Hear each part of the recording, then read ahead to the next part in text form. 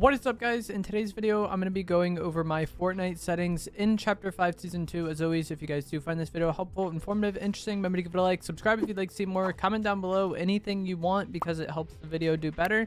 First, I'm going to go over my settings, and then I'm going to talk about some of the products I use because my controller sponsor has a new feature that is very exciting and is currently free to pre-order if you order a controller within the next month or so. But we're going to talk about the settings first, and then we'll get to that. My webcam is going to be blocking some of the settings a bit. I tried to move it. For some reason, OBS will not let me move it. I have no idea why. I've never encountered this before, but it should be in roughly the same order as yours. I play full screen windowed mode, resolution 1920 by 1080, VSync off, frame rate limit 240 FPS, rendering mode DX12. I don't know much about computers. From what I was told, the X12 is better at taking advantage of new hardware. I have a 4070 and a Ryzen 7 5800X. I was having frame rate and performance problems in Chapter 4 at some point, and someone told me to try DX12. It worked for me, and my game felt a lot smoother and more consistent. If you do switch rendering modes, though, your game will run really bad for the first few matches because it has to like recache the map and the shaders and everything. But yeah, I like DX12. Use whatever works best for you. Brightness 100%, user interface contrast 1x, colorblind mode off, colorblind strength 5, motion blur off. For these graphics, I have pretty much everything on low or off. So anti-aliasing super resolution off, temporal super resolution recommended, but I think it's off because of this other setting being off. 3D resolution 100%. You don't want to reduce this. Some people have to because they don't have the greatest PC, but like if you have a decent computer, you want this at 100% because it makes the game look very bad having it lower than that at all. Dynamic 3D resolution, I've off. Nanite virtualized geometry, I've off. Shadows off. Global illumination off. Reflections off. View distance near. This affects grass being in the game. So if you have this on medium, far, or epic, you will get grass on DX12. But if you turn view distance to near, there will be no grass, like the blades of grass that you see sticking up out of the ground. There's still the grass texture on the ground, but there's nothing that's going to block your view or your perspective at all. And a lot of people are kind of torn on this issue because they think, oh, I want the view distance on epic. Obviously, that way I can see people furthest away. Like, it makes the most sense. But this doesn't affect people. It affects like objects like rocks and loot and stuff like that. Players, your view distance is going to be the same regardless of whatever you have on this setting. One of the downsides of having it on the low setting is that it can make it harder to see loot at times. You'll just see like the glow, like, okay, there's something blue there, and that can be rough. But one of the things you can do if you're questionable about loot that's far away when you have this on low is either aim down sight with a weapon that has a sight on it, or mark it. If you ping the loot, you'll get to see what it is, and then that kind of makes it easier to tell what it is and know kind of if you want to go for that or not. Especially on landing, I've seen people argue this is bad to have on near because it could be tough to know what loot to drop on, which is true to an extent, but I like having it on near. Textures on low, effects on low, post-processing low, hardware ray tracing off, show FPS on, use GPU crash debugging off, latency markers off, video reflex, the latency on, and then report performance sets I've off. So a lot of people are kind of torn up on the graphic settings. Use whatever you want to use. If you like the game looking super cool and like the max settings, good for you. I just want my game to run as smooth and as consistent as possible, and especially the recording and streaming on one PC. Having it on low is nice, and to be honest, I just prefer the lower detailed look of the game, like the more simplified basic look of the game with these low settings rather than the high, like more like good graphic settings. I like low. I also much preferred like the art style of Fortnite back in like Chapter 1 and 2 to like the more modern chapters where they kind of go for better graphics. That's just me though. Use what you want to use. Not sure if any of this matters. I don't think so because I don't use... Okay, never mind, it does. My bad. I was like misreading. Audio volume main, I have 100. Music 30. This affects the lobby music. It doesn't affect in-game music. So like the car radio, you'll still hear with this on 0. The POI at boss areas, you'll still hear with it on 0. It's just lobby music. Sound effects, I have 67%. A lot of people question me on this. Like, why wouldn't you have it on 100? Because you want to be able to hear footsteps and all that stuff as well. I've just never liked having max audio. Even back in the day in like COD, a lot of people would crank their headsets to hear footsteps. I never really did that because for the most part, these audio settings in game if you make this super loud to hear footsteps, you're also making all the other loud sounds loud. So like the skill in like sound, like using sound to your advantage and understanding where people are and predicting them, I think comes down to map knowledge and your ability to differentiate sounds from one another. And so regardless of how you have this set up, the ratio of like the loud sounds like gunfire and explosions and all that stuff that like is distracting in a fight to like footstep audio is going to be the same. So I've just always had it like never at like the fullest, or I never like cranked my headset back in the day. Sound quality on high, background audio, all sounds. This doesn't really matter. Visualize sound effects on. This is a huge setting. I do not like that it is just the meta to use this, but this is like what gives you the footstep indicators or the gunfire indicators around your reticle, kind of telling you where people are. This is a setting that was added for like hearing impaired players, like deaf and like, you know, people that have impacted hearing. And I really don't like that it's kind of the meta to use this, but like using this does give you an advantage to your awareness. So for most people, having it on is going to be nice, but I kind of would prefer if there was some sort of trade-off in game, like maybe to have this on, you needed to have volume off. I'm not sure, but like I do think it is kind of lame that a setting that's there for hearing impaired players is just kind of the meta, but it is what it is. It's very good to have on. I'm not sure if any of this other stuff matters because I never use voice chat. I just use Discord. Toggle sprint I have off. Auto open doors I have on. I've always used this on. I kind of want to turn it off though, because it can be annoying when you're trying to heal and then your character opens the door and then your heals are gone now with like the partial healing use stuff they added. Mantle activation I have on hold jump. I don't like hold forward. I feel like it ends up with me mantling a lot when I don't want to. And one thing I want to touch on with this is that a lot of people have said it's hard for them to mantle when they have the Cerberus medallion with the dashes, or if they've gone into the water to get the dashes. Having it on hold jump makes it to where you jump and hold the button one time to mantle. If you're having a hard time mantling with the dashes, I've done it too where I accidentally use my dashes, but just try to consciously get in the habit of when you mantle, you just hit the button once and you hold it while approaching the thing you want to mantle, and you should be able to get up there without doing the dashes. Hurdle activation I have on press jump. Hold to swap pickup I have off. Toggle targeting off. Mark danger when targeting off. Auto pickup weapons off. Preferred item slots, I just have shotgun and SMG slot 1 and 2. The main reason I have it set up like this is because having shotgun in slot 1 can be advantageous if you're a controller player in builds. If you only play 0 build, it doesn't really matter, I guess. But for builds, the act of going from pickaxe to builds back to weapons will put you on slot 1, and that's typically going to be doing something you do while taking walls. And so you want to be able to get on your shotgun as fast as possible and as conveniently as possible in those situations. And so having shotgun in slot 1 is the reason why a lot of people do that. Or that is the reason why a lot of people do shotgun slot 1. And then I have SMG slot 2, mainly just for early game. I used to have this more filled out back in the day. Like I'd put AR slot 5. That way my shotgun could be one swap away from my AR, and then also one swap away from my SMG. That way if I'm on my AR, I could go to my shotgun in one swap. And if I'm on my shotgun, I could go to my SMG in one swap after spraying. But SMGs haven't been like that common in Chapter 5 for me, or like using a shotgun SMG AR setup hasn't been that common for me because of snipers. So I don't want to put AR in slot 5 and then kind of have to fight it every game, because I typically do shotgun, AR, sniper, heals, mobility. But I just care about having the preset slot set up for early game.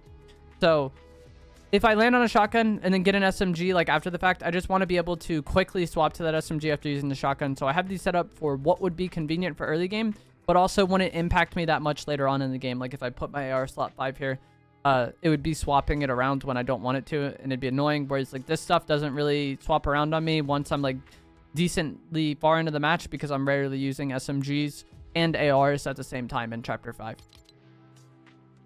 Hope that made sense. Auto sort consumables, I have to the right. I have this on, but it doesn't really matter that much. I just don't want them next to my guns. Early game, it's kind of the same choice. Reset building choice on. This makes it to where when you open your build, you'll be on walls. Disable pre-edit, I've on. This does add some amount of input delay. I wish that I never turned this setting on, but now that I've used it for a while, it's weird to go back to using pre-edits. Turbo building, I've on. Auto confirm edits, I just have on reset. And then I don't know if any of this other stuff matters. Tap to search interact is a nice setting. The FOV setting sounds impactful if you've played a lot of games where you can change the FOV, but I believe this only affects when you use cars and like certain items, so I've just never messed with it and left it default. Record replays I've on.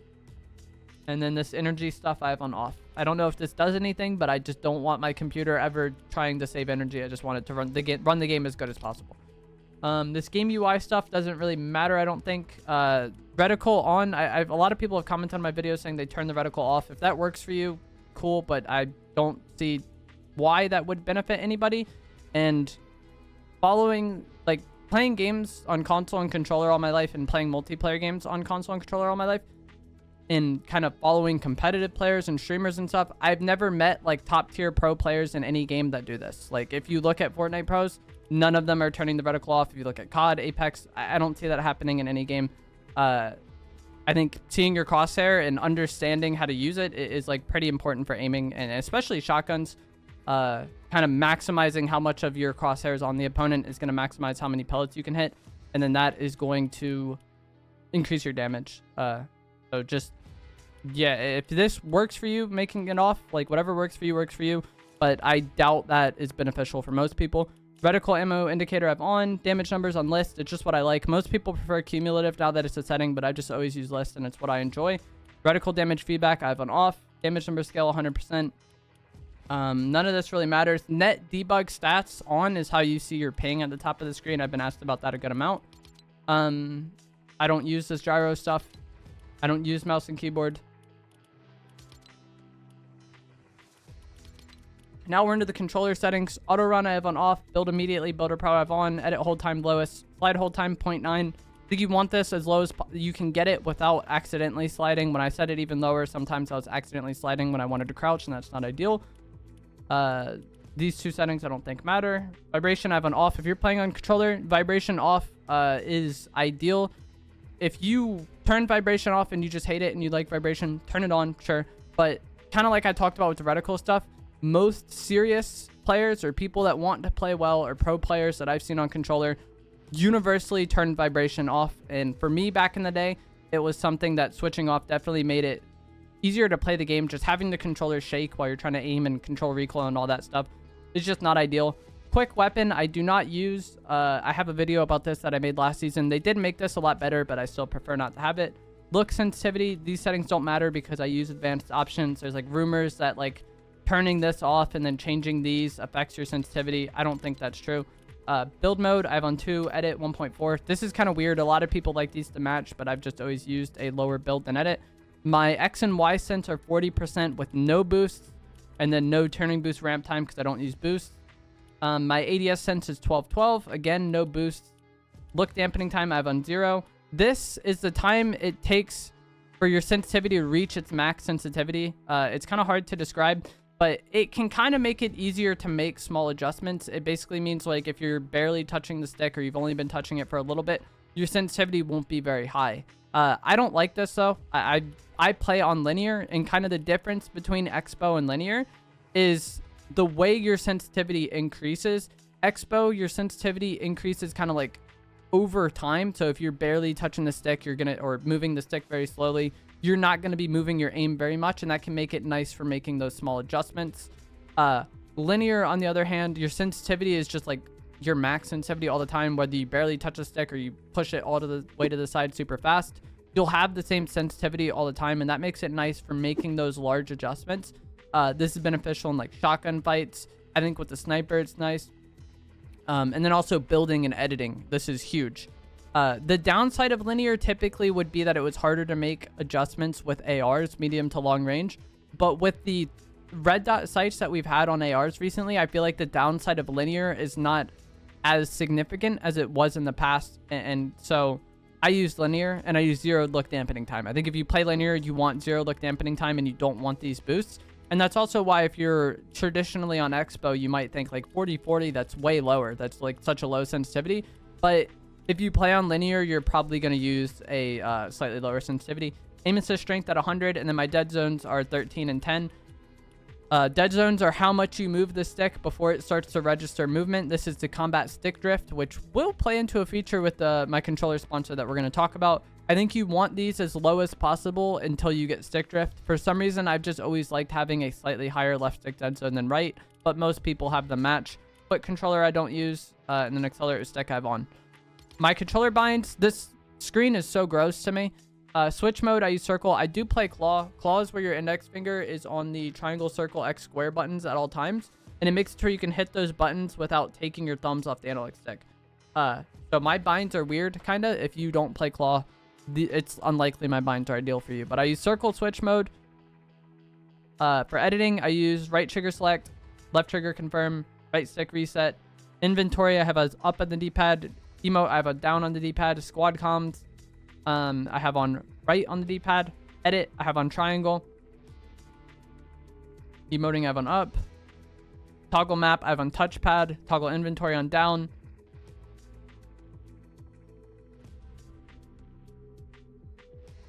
Okay, these were while editing, sorry.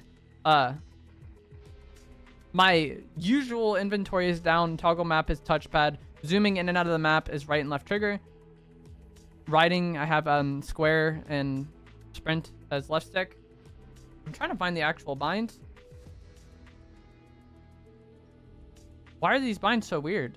It's like not my actual binds. Okay, sorry. It was like scrolled down. I'm so confused right now. I never go in this screen. They changed this in chapter 5 and it looks terrible.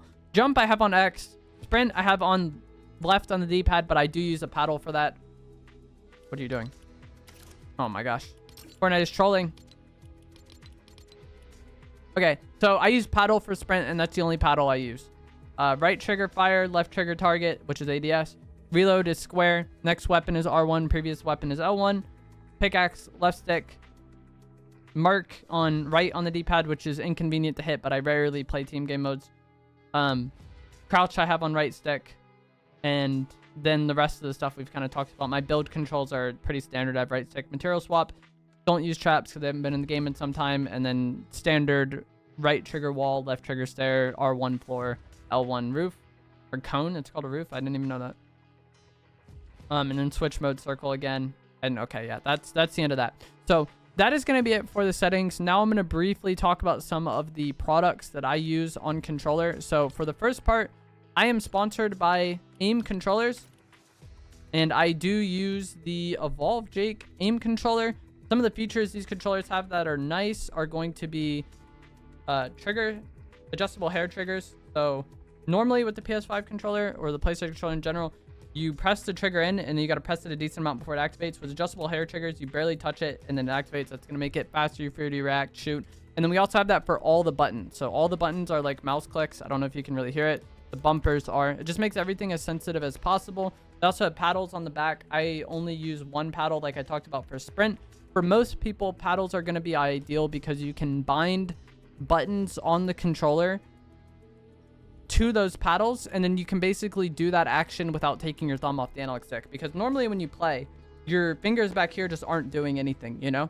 But I only use one paddle because I've been playing claw for a long time, since like 2008 2009. That was before paddled controllers were a thing, and it's just how I like playing, and I have no problems with it. For most people, getting paddles is like the biggest thing you can kind of buy in terms of making an impact on your gameplay. I think is a custom controller if you're a controller player, because of these features. Normally, if you're just playing normal and you have like jump on X, you have to take your thumb off the aiming stick to jump. And that's just going to make it less efficient for you to jump shot and do actions in the game. If you want to like shockwave jump on somebody, having to take your thumb off the analog stick several times for that is going to impact you. And paddles or playing claw just allow you to do as many actions without taking your thumbs off the sticks. And so you can consistently always be aiming or moving your character while doing any action in the game. That's basically the point of paddles.